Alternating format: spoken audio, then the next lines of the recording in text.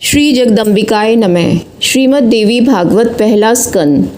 सूत जी और शौनक जी का संवाद। शौनक जी की प्रार्थना पर सूत जी के द्वारा पुराणों के नाम और उनकी श्लोक संख्या का कथन एवं उप पुराणों तथा 28 व्यासों के नाम। भागवत की महिमा। ओम सर्व चैतन्य रूपाम तामद्याम विद्याम च धीमहि बुद्धिम याना प्रचोदयात्। जो सर्व चैतन्य रूपा आदि अंत से रहित एवं ब्रह्म विद्या स्वरूपिणी भगवती जगदम्बिका हैं, उनका हम ध्यान करते हैं, वे हमारी बुद्धि को तीक्ष्ण बनाने की कृपा करें।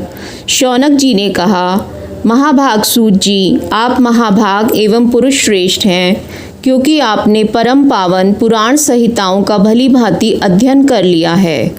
अनग मुनिवर व्यास जी ने 18 पुराणों का प्रणयन किया और आप अध्ययन करते रहे। वे सभी पुराण बड़े ही अद्भुत हैं। मानद सरस्वती नंदन व्यास जी के मुखारविंद से 5 लक्षणों एवं रहस्यों सहित उन संपूर्ण पुराणों को आप अच्छी प्रकार जान गए हैं। आज हमारा पुण्य फल दानोन्मुख हो गया, जिससे आप इस पावन क्षेत्र में पधारे।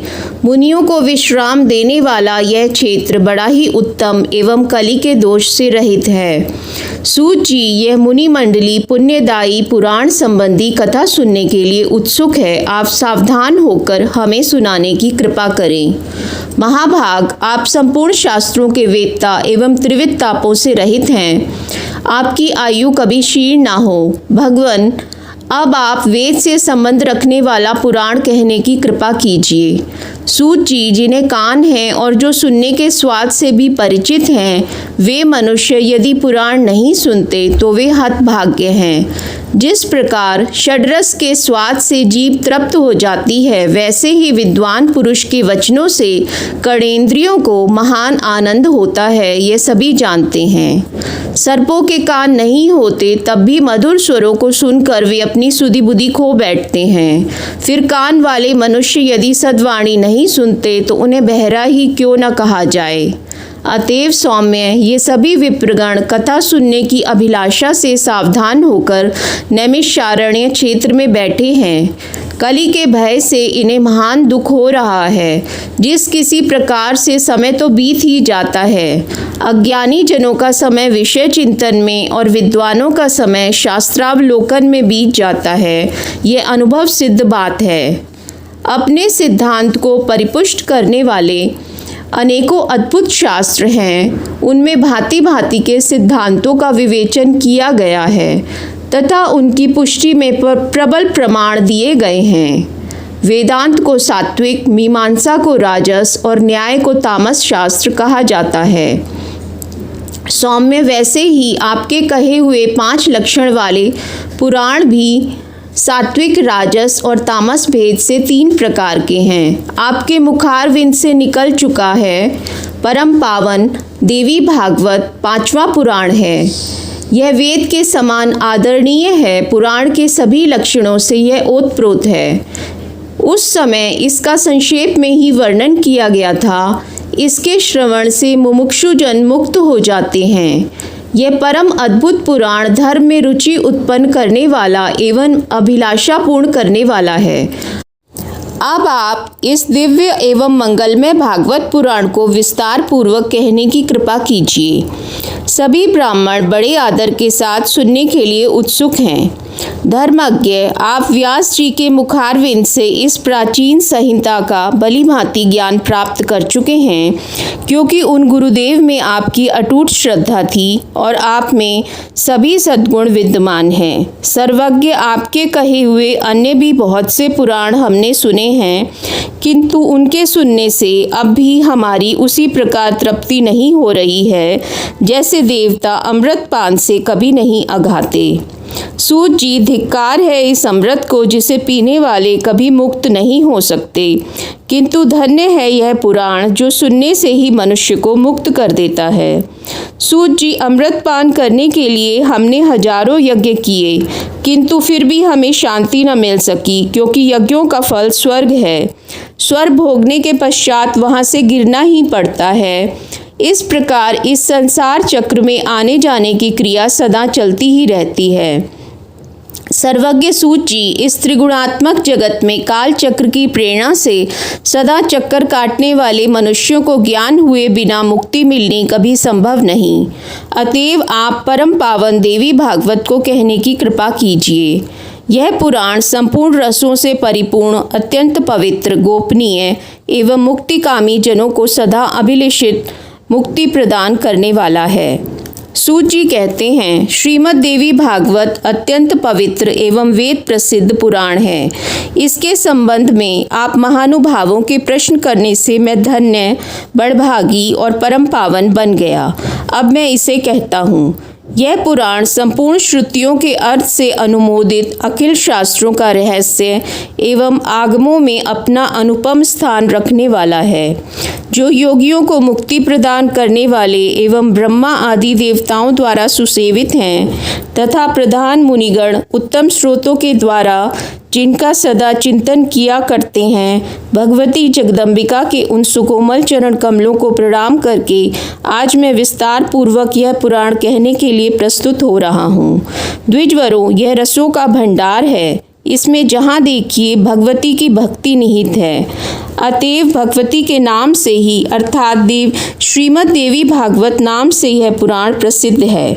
उपनिषद में जो विद्या नाम से प्रसिद्ध है, आद्या, परा, सर्वज्ञा जिनके नामांतर हैं, जो संसार के आवागमन रूपी बंधन को काटने में कुशल हैं, सर्वत्र ही जिनकी सत्ता बनी रहती है, दुष्टजन जिन्हें किसी प्रकार भी नहीं जान सकते तथा मुनियों के ध्यान करने पर जो स्वयं अपनी झांकी दिखाया करती हैं, वे भगवती जगदम्बिका इस कार्य में सफलता प्रदान करने की कृपा करें। जो अपनी त्रिगुणात्मिका शक्ति के द्वारा इस सत असत स्वरूप संपूर्ण जगत की रचना करके उसकी रक्षा में तत्पर हो जाती हैं तथा प्रलय काल में सबका संहार करके स्वयं अकेले ही रमण करना जिनका स्वाभाविक गुण है, उन चराचर जगत की सृष्टि करने वाली भगवती जगदम्बिका का मैं मन से ध्यान करता हूँ। पौराणिकों एवं वैदिकों का कथन है तथा यह भली भांति विदित भी है कि ब्रह्मा जी इस अखिल जगत के सृष्टा हैं। साथ ही वे यह भी कहते हैं कि ब्रह्मा जी का जन्म भगवान विष्णु के नाभि कमल से हुआ है। फिर ऐसी स्थिति में ब्रह्मा जी स्वतंत्र सृष्टा कैसे ठहरे? भगवान विष्णु को भी स्वतंत्र सृष्टा नहीं कह सकते। वे शेषनाग की शैया पर सोए हुए थे, नाभि से कमल निकला और उस पर ब्रह्मा जी प्रकट हुए, किंतु वे श्रीहरि भी तो किसी आधार पर अवलंबित थे। उनके आधारभूत क्षीर समुद्र को भी स्वतंत्र सृष्टा नहीं माना जा सकता, क्योंकि वह रस है। रस बिना पात्र के नहीं ठहरता, कोई ना कोई रस का आधार रहना ही चाहिए। अतएव चराचर जगत की आधारभूता भगवती जगदम्बिका ही सृष्टा रूप में निश्चित हुई।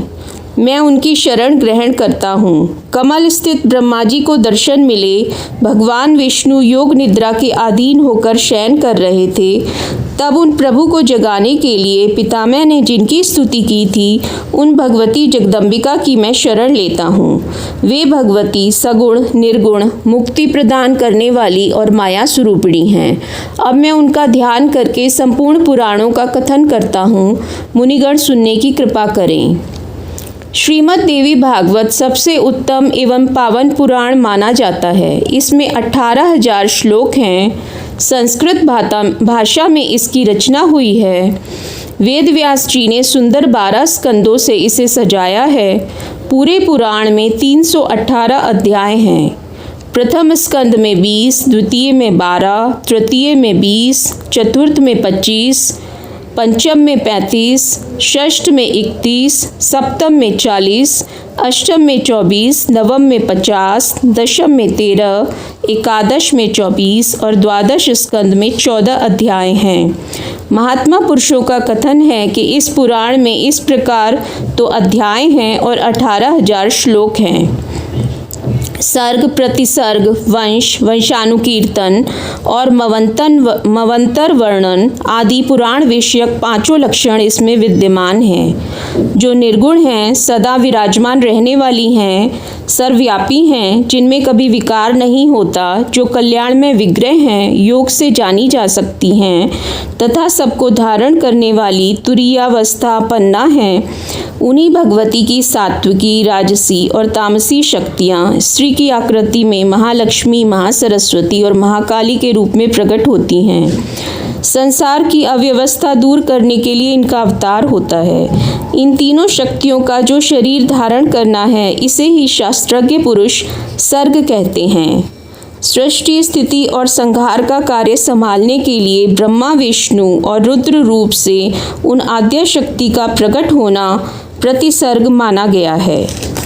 चंद्रवंशी और सूर्यवंशी राजाओं के उपाख्यान तथा हिरण्यकश्यप प्रभृति दैत्यों के प्रसंग का वर्णन वंश कहा गया है।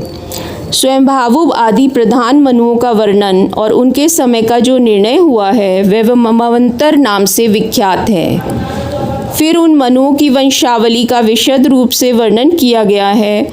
ये वंशानुचरित हो गया। इन 5 लक्षणों से यह पुराण सुशोभित है। महाभाग व्यास जी ने 1.25 लाख श्लोकों में जिस महाभारत की रचना की है वह इतिहास कहलाता है। महाभारत में भी ये 5 लक्षण हैं। 4 वेद हैं और 5वां श्री महाभारत है, जो वेद तुल्य माना गया है। शौनक जी ने पूछा, सूत जी, आप सर्व ज्ञान संपन्न हैं। अब हम यह सुनना चाहते हैं कि पुराण कितने हैं और उनमें कितने श्लोक हैं। विस्तार पूर्वक बताने की कृपा कीजिए। हम लोग कलयुग की कुचाल से डरकर नैमिषारण्य में ठहरे हैं। ब्रह्मा जी ने अपने मन से चक्र निर्माण करके हमें दिया और कहा कि तुम लोग इसी के आश्रय में रहो। साथ ही हम सब लोगों से यह भी कहा कि इस चक्र के पीछे पीछे जाओ। जहाँ इसका हाल गिर जाए वह स्थान परम पावन है। वहाँ कभी कलयुग का प्रभाव नहीं पड़ सकता। अतः जब तक फिर सतयुग नहीं आ जाता तब तक तुम्हें वहाँ ही रहना चाहिए। तब हमने ब्रह्मा जी की आज्ञा शिरोधार्य करके वहाँ की बातें सुनी और संपूर्ण देशों को देखने की इच्छा से तुरंत चल पड़े। यहाँ आकर सबके सामने इस चक्र को घुमाया। इसके अरे चारों ओर घूमने लगे। जहाँ इसकी नेमी हाल गिर गई वह परम पावन स्थान नैमिषारण्य कहलाने लगा। कली की दाल यहाँ नहीं गलने पाती। अतएव कलिकाल से डरे हुए मुनियों, सिद्धों और महात्माओं को साथ लेकर मैं यहाँ ठहरा हूँ। सतयुग न आने तक किसी तरह कालक्षेप हो रहा है। सूत जी, इस समय भाग्यवश आपका दर्शन हो गया। अब आप वेद से संबंध रखने वाले परम पावन पुराणों की कथा कहने की कृपा कीजिए।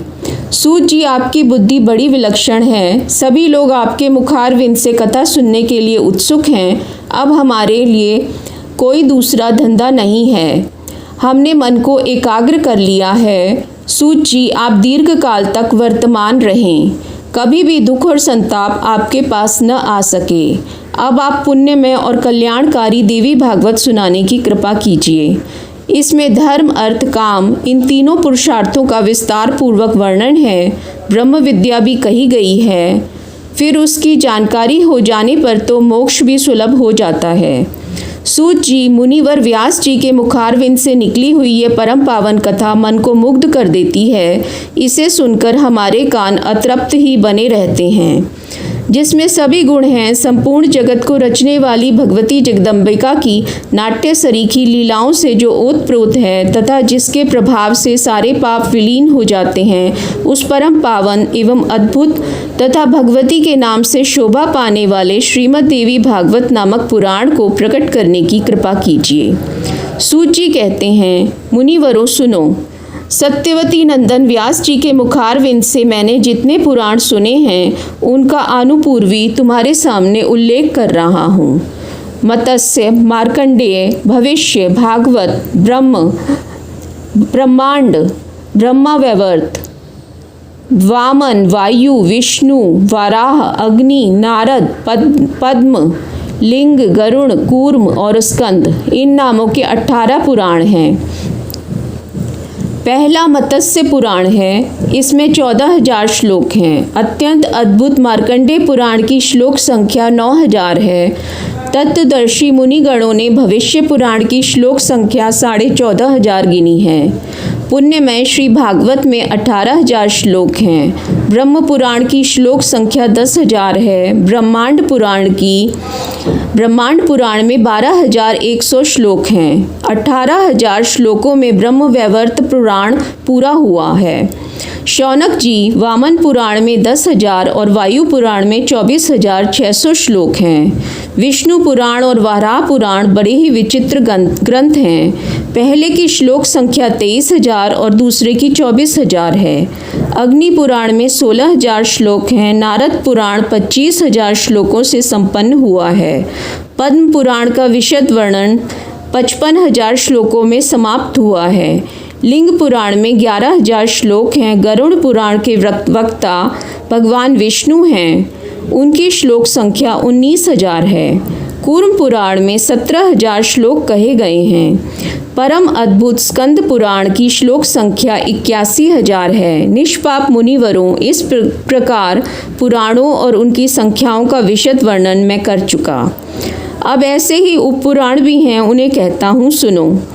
उपपुराणों के नाम हैं सनत कुमार पुराण, नरसिंह पुराण, नारद पुराण, शिव पुराण, दुर्वासा पुराण, कपिल पुराण, मनु पुराण, उष्णह पुराण, वरुणा पुराण, कालिका पुराण, साम पुराण, नंदी पुराण, सौर पुराण, पराशर पुराण, आदित्य पुराण, माहेश्वर पुराण, भागवत पुराण और वशिष्ठ पुराण। उच्च कोटि के अनुभवी पुरुषों ने इन्हें ही उपपुराण कहा है। इन पुराणों और उपपुराणों की रचना करने के पश्चात महाभाग व्यास जी ने महाभारत नामक इतिहास का प्रणयन किया। सभी भवंतरों के प्रत्येक द्वापर युग में धर्म की स्थापना करने के लिए व्यास जी विधि पूर्वक पुराणों की रचना करते हैं। प्रत्येक द्वापर में भगवान विष्णु ही व्यास रूप से प्रकट होते हैं और जगत के कल्याणार्थ एक वेद को ही अनेक भागों में विभाजित करते हैं।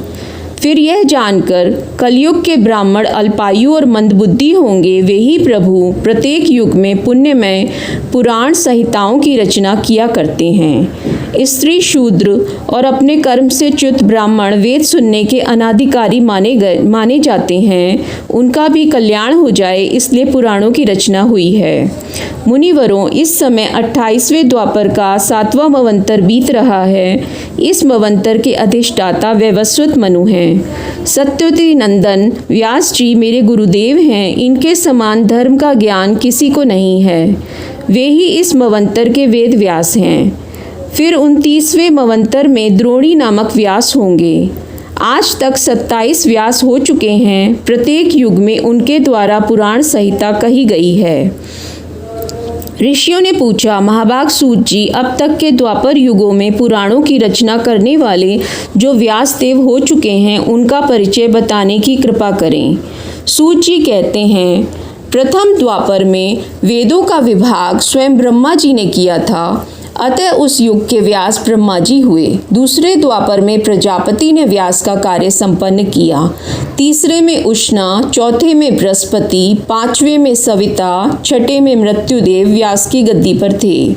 7वें द्वापर में मघवा ने, 8वें में वशिष्ठ ने, 9वें में सारस्वत ने, 10वें में त्रिधामा ने, 11वें में त्रिवृष ने, 12वें में भारद्वाज ने, 13वें में अंतरिक्ष ने, 14वें में धर्म ने, 15वें में त्रयारूढ़ी ने, 16वें में धनंजय ने, 17वें में मेधातिथि ने, 18वें में व्रती ने, 19वें में अत्रि ने, 20वें में गौतम ने और 21वें में हरियात्मा उत्तम ने व्यास का कार्य संपादन किया।